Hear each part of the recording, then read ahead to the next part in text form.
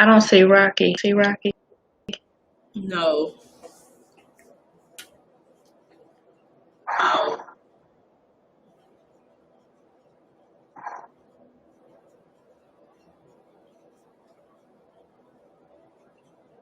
Did we lose her?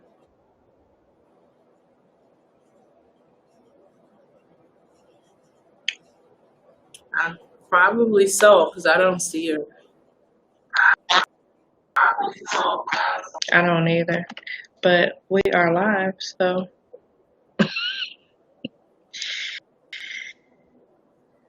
if she pops back on, I'll add her.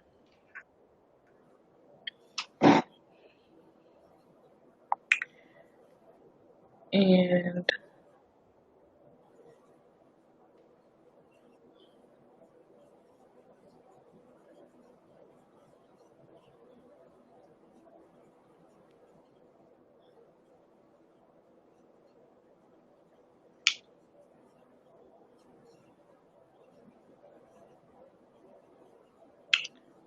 I only see me and you. I don't see her.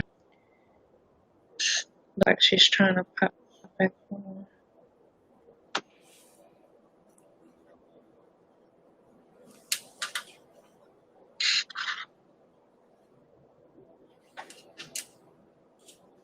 Tomorrow we need to tell them about making it so cold in this building.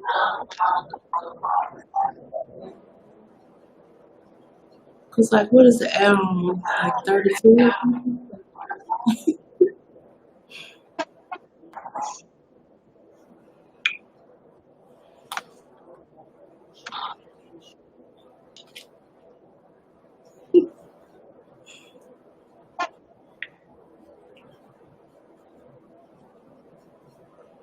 So we're gonna get started. When Rocky pop back on, we will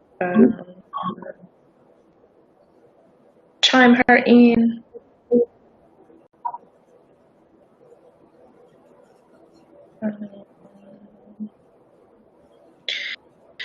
Oh, I'm excited to have you. I want to say welcome to the Survivor's Voice show with Alyssa R. Jones, where survivors sing, be heard, and be free. We want to thank you for tuning in to this life-changing show. I'm your host this evening, Alyssa R. Jones, the Survivor Inspirationalist. And,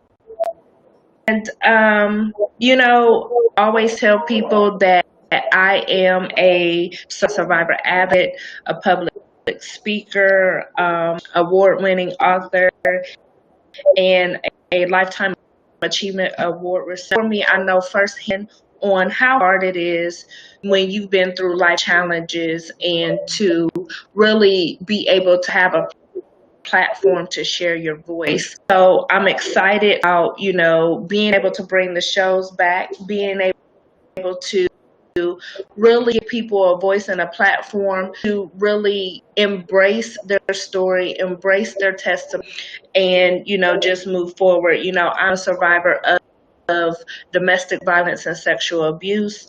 And having my innocence taken at the age of 11, I really had to get into the it wasn't my fault.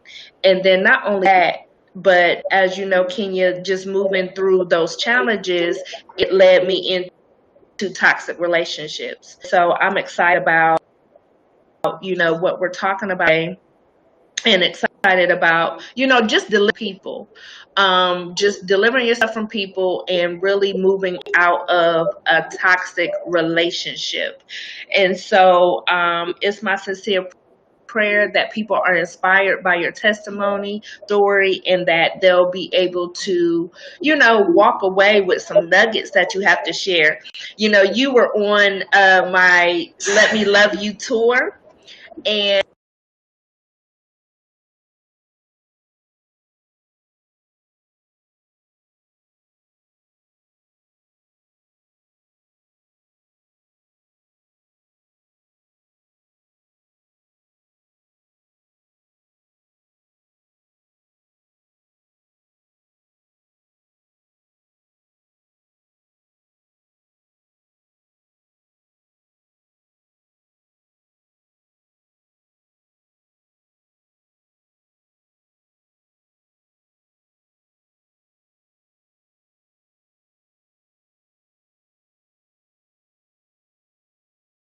see Alyssa. Oh, there she goes. Go. I was like, I'm trying to tell you, technical difficulties is on the horizon today, so I apologize about that. But definitely want to get you to share. One of the things I wanted to ask you, Kenya, with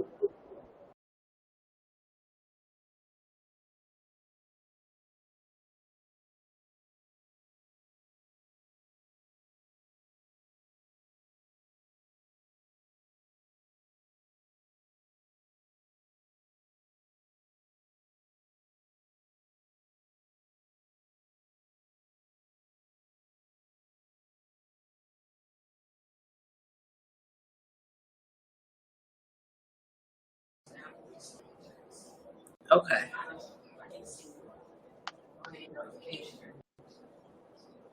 I see. Okay, I see Alyssa, but I know I'm looking for you. I'm okay. tell you this. I'm trying to tell you. There you go. Sorry about Kenya. That's okay.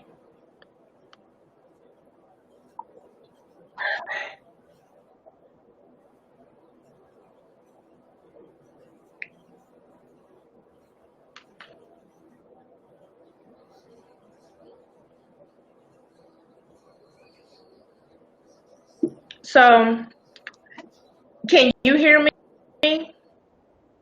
Yes, I can hear you. It's like, okay, okay. And I'm trying to work it out.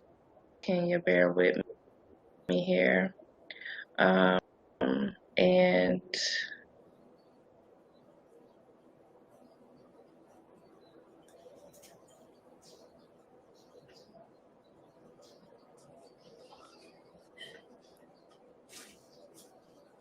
I am trying to remove that background there.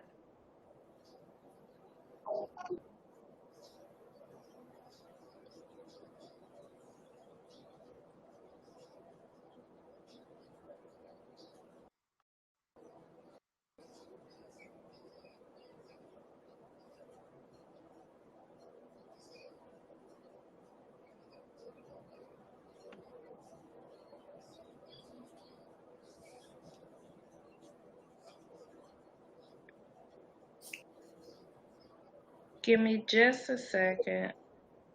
Okay.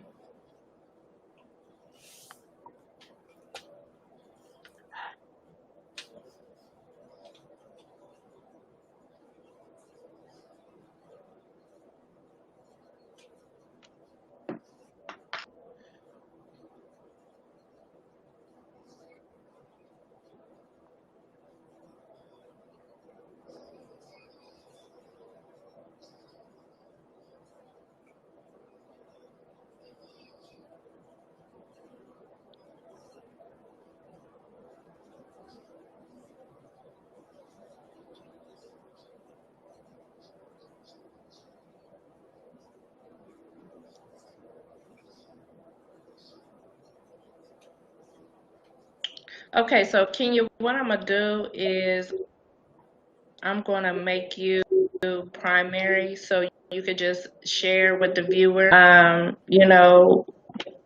What did from a toxic relationship and delivering yourself from a person look like? So give me just a second. There you go. Okay. Can you repeat that? You I said was what just did- basically saying, kind of share a little bit of your testimony and share, with the people, experience in that toxic relationship. And then we'll take some questions, go from with some questions from there. Okay. If I can be totally honest, I don't think the relationship was the problem. I think the relationship was the fruit of some other stuff that I needed to address.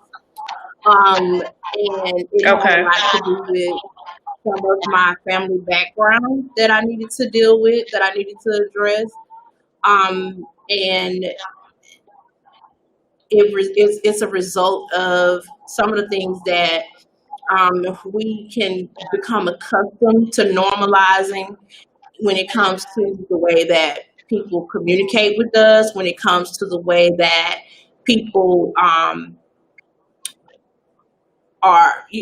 just however people may treat you. I think that those things are taught to us early on as far as what we allow and what is made to Mhm. be acceptable. Some people may have individuals, like for me, I'm only going to speak for myself. Within my family, there are people within the family dynamic that can cut up at any moment. And the family says, well, that's just them. That's just them. You got to accept that because that's how they behave. And so I found myself in Right. a relationship that was not the best relationship, but because I was taught early on that when people misbehave, you just accept certain things because that's just them. Like bad behavior is just something that you tolerate and you deal with because you love someone. So that relationship Right. means I have to dig deeper and address some other, like get to the root of stuff so that I can Mhm. not just walk away from that relationship, but address some deep Right. things that I needed to confront so that in my healing process, um, I become more aware and not find myself in a repetitive pattern when it comes to the individual that I choose to share my love and share my heart with in a more intimate, you know,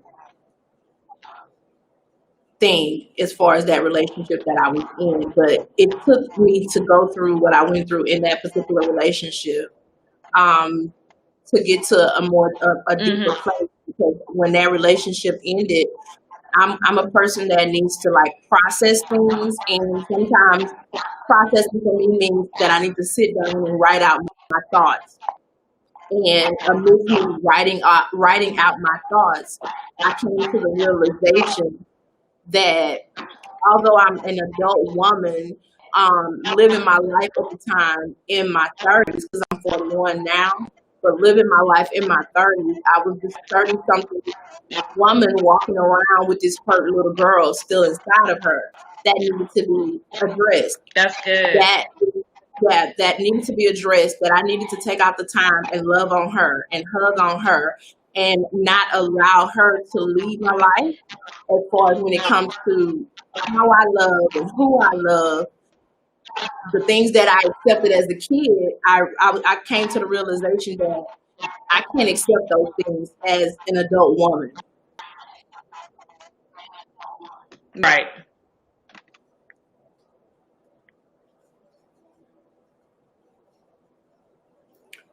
So,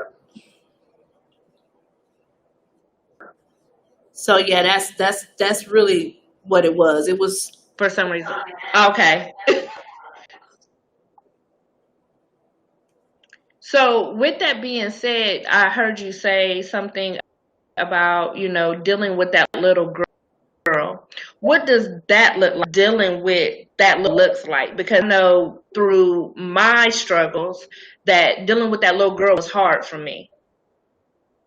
it was hard for me as well, and I tell everyone that therapy is a beautiful thing. And so, with me Mhm. going to therapy and being able to learn that some of the things that we see as like knee jerk reactions when we may be in a relationship. So, for example, we're in this relationship and our significant other may say Mhm. something that triggers like this really crazy reaction inside of us. A lot of times, it's a trigger associated to something that we have yet to address. And with me going into therapy, Right. my therapist was able to help me understand a lot of those things that I was feeling, those emotions, and not allowing myself to be validated through other people's experiences of me, other people's opinions of me. And as a little girl, that was something that I did, and I found myself doing that in that relationship. And so, my therapist, one of the things she had me do was, stand up and hug yourself, because the little girl inside of you, she needs a hug. And the little girl who's been taught that it's okay to accept less than what she deserves needs to understand that she no longer has to accept those things anymore. And that was like my awakening of, okay, just because this is the way that I was taught, or the things that I was shown, it does not mean that this is the same way that I need to lead my life and lead in love as an adult woman. So I started changing and rewriting my narrative. Yeah. And I did Yeah. that mentally before I left. Like I was gone already. Okay. David has a song that says "Gone Already." Mhm. I was in that relationship. I was gone already, and I was making a Oh conscious yeah. decision. Yeah, I was making a conscious decision to deal with myself. Mhm. I don't know. Yeah, I was making a conscious decision to deal with myself, and now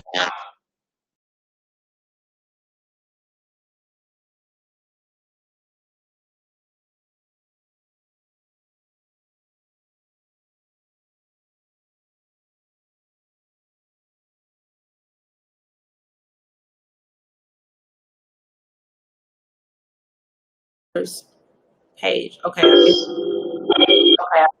Yeah. okay. Excuse me. I forgot where I was. I was in and out for a minute. I know. You did. And I am this video that keeps playing and it's driving me nuts. So hold on. But you were basically saying that you were able to move with your therapist because they basically was telling you how to move past that little girl and lead in love. Yeah, I That's needed what I to heard love. last. Yes, and I needed to love on her the way that the way that she needed love. I finally got to a place within myself that I can now give her what she needed. A lot of times we get in relationships waiting for Right. people to give us what we can really give to ourselves. And it took that Right. situation for me to come to the realization of that. Mhm. Um, Yeah. and if 2 years ago, I probably would have been like in a really dark place because of the way that the relationship ended, because I have always, for the love of God in me, have been a very positive person, a very caring person, a very kind person.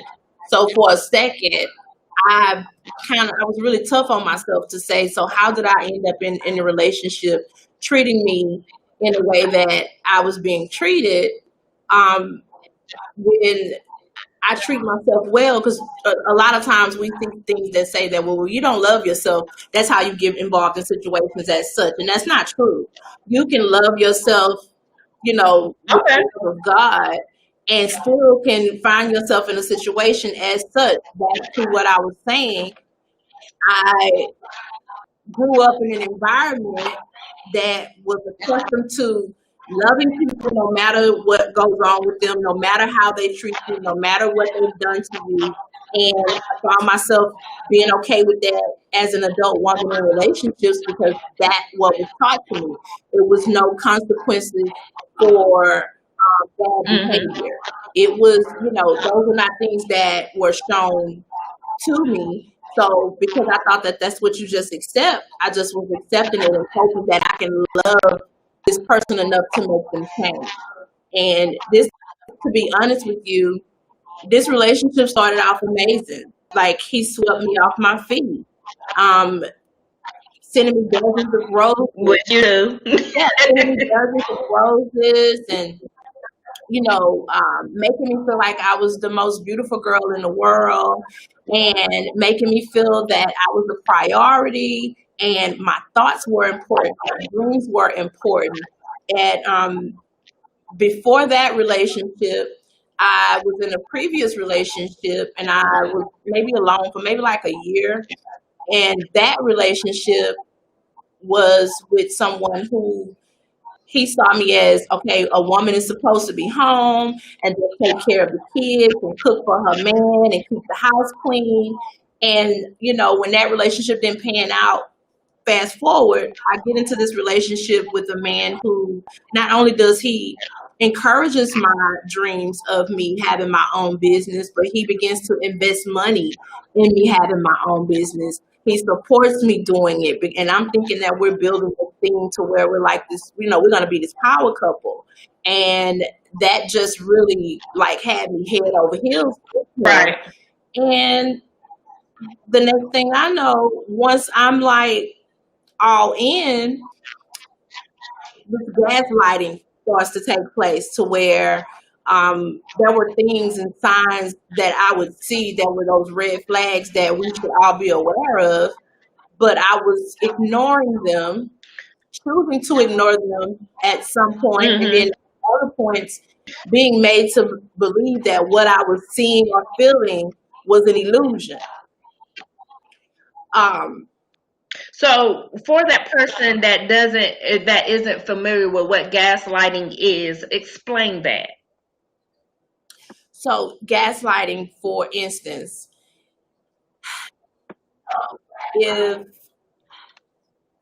if women would reach out to me and Mm-hmm. if anybody would reach out to me and like I would have women that would like try to send me clues. They would never come on out and just say what was Mm. what. They would try and send me clues. And so when I would address him with those things, or I would confront him with those things, he would flip it as though it was something I went looking for. And it came to me because I went looking for it. And I was looking for things to accuse him.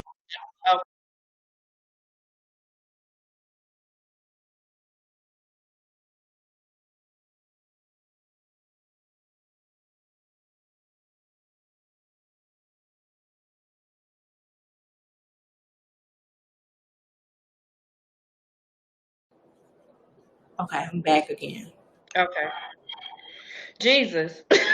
Yeah, just to make it seem as though, well, it's because you're doing something. It's because you're looking for wrong in me. It's because you're going out there trying to find these women. That's why they coming at you with those messages. And I'm like, I'm not looking for none of this. So it's a blame game. Yeah, It was a blame game. yeah. Yeah. And so basically, in the beginning, because, I experienced that as well. In the beginning, you know, what would you say when to wear off? Like the whining and the dining, the sweeping you, when the real person show up, the mask fell off. When I decided to show him that he's a priority in my life, the mask came off Okay. because it was like, now I have her. Now, I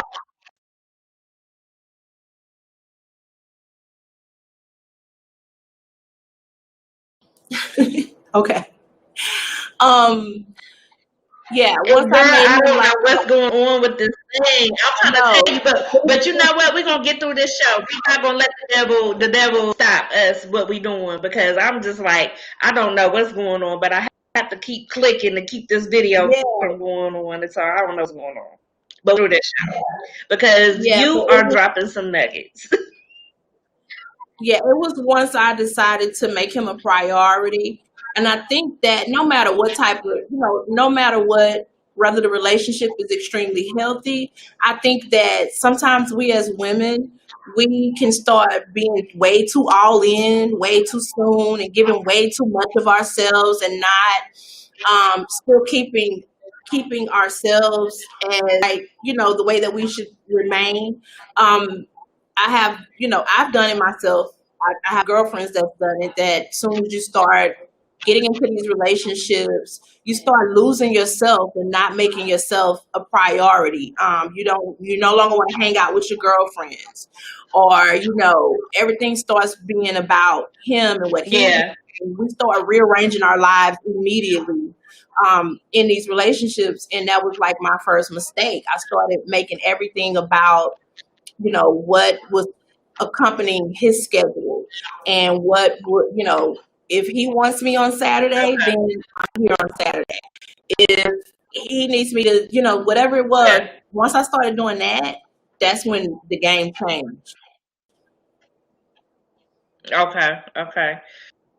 So was what was the point where you said, you know what, I can't do this anymore? It was after the birth of our son, and me just having Mhm. those situations that were coming forth where um, I just started seeing like a really mean side to him that I had never saw before, to the Yeah. point to where it was more like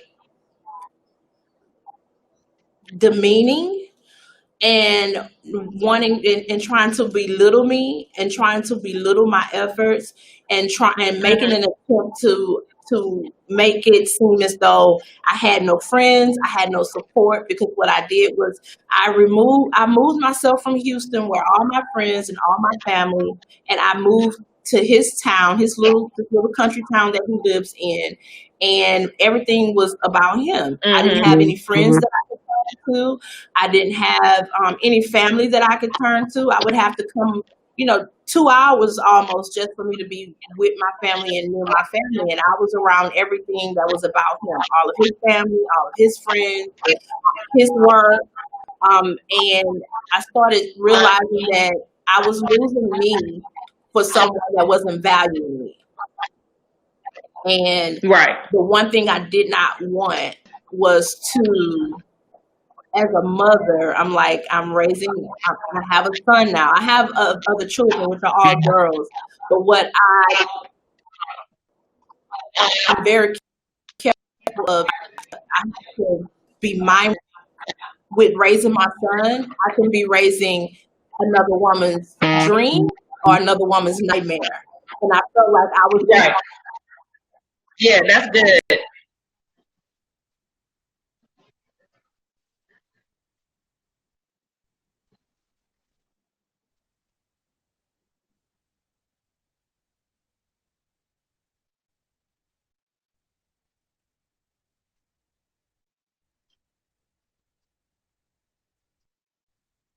Did we lose Kenya?